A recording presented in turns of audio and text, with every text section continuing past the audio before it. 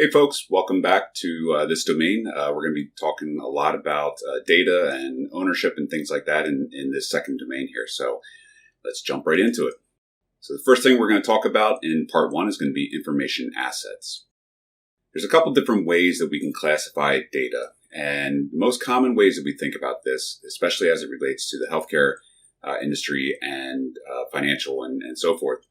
Personally identifiable information is kind of the broader term around information that can be used to identify a specific individual. So that could be things like the address, the name, social security number, and so forth.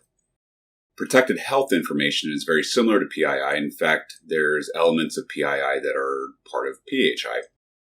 But PHI, protected health information, relates more to the individual's health. So that means any kind of past or present health issues or any kind of doctor's visits that they may have attended.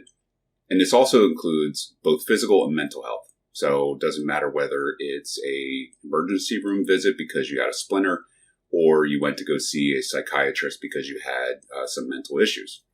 So this also relates to the not just the providing of health services, but also the payment. So you think about the insurance type of the insurance organization and all the payments that are processed through insurance to make payments to healthcare providers.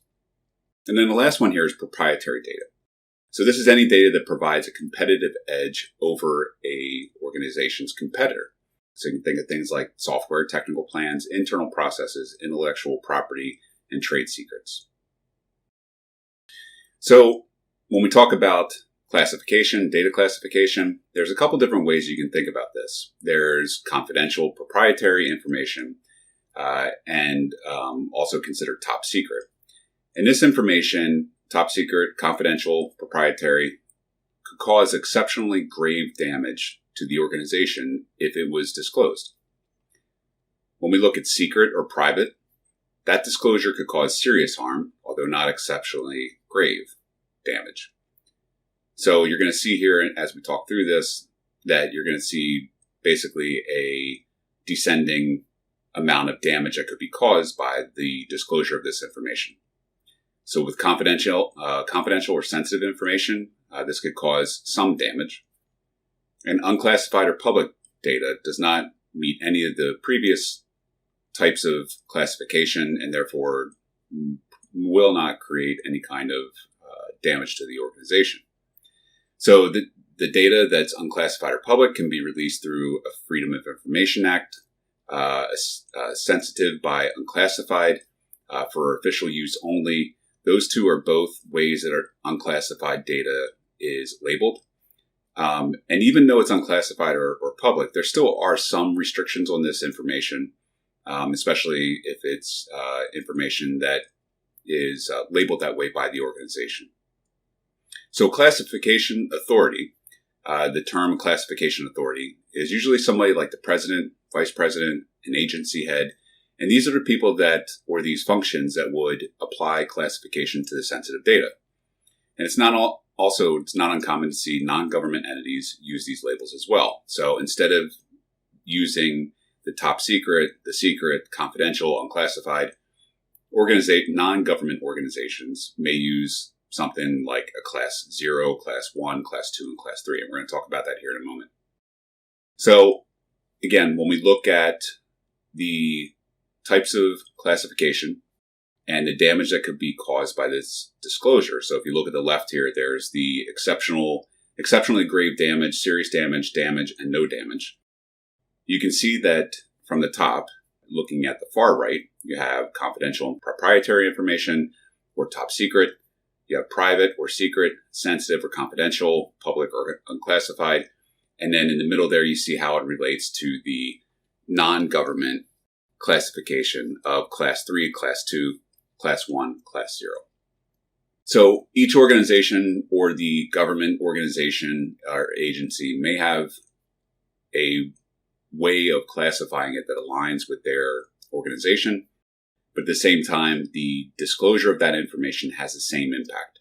So top secret, class 3, confidential, all have exceptionally grave damage. Secret, class 2, private, all have serious damage.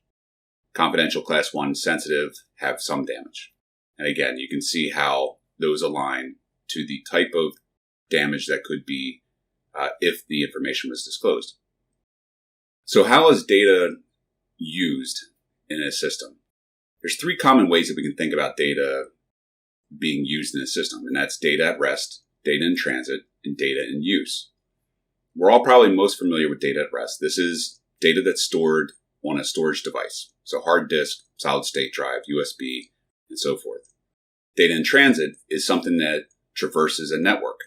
So when we think about our access to a website, if we type in http www.google.com, that call is being made to a server in the Google data center, and that information is in transit to that server.